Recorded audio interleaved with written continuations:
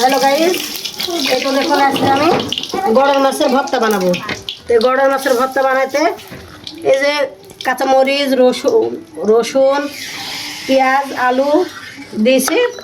আর এগুলো একটু ভাজি নেবো, ভাজি নেওয়ার পর সব মশলা দিয়ে ভর্তা বানাবো।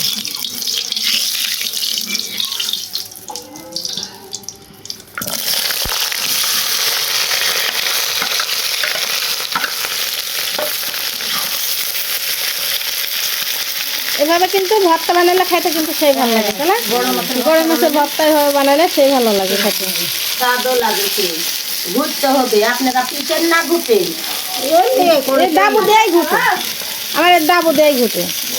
তাহলে ঠিক আছে, বলে গেলে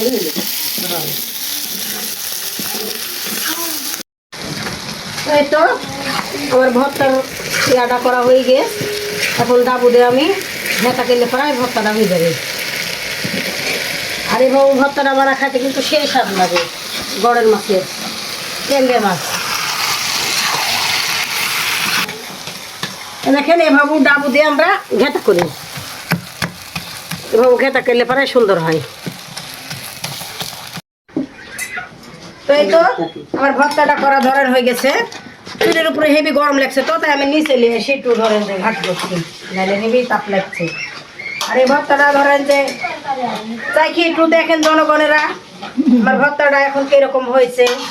দেখি একটু চাখা কেমন হয়েছে ভর্তাটা। এই যে আমার আমের আচার এখন হয়ে গেছে, একটু মোর এই ধনি জিরির গুঁড়ি দিলে হয়ে যাবে। আমের আচারটাও হয়ে গেছে। যে গরম, বাপরে গরম আনলেন ভর্তা খাই দেখেন। দেখি কেমন শেষ। তাহলে একটু দেন, একটু দেন।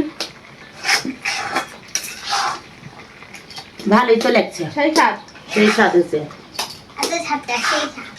এত স্বাদটা সেই স্বাদ না? সেই স্বাদ হয়েছে, আমাকে একটু দিয়ে মানে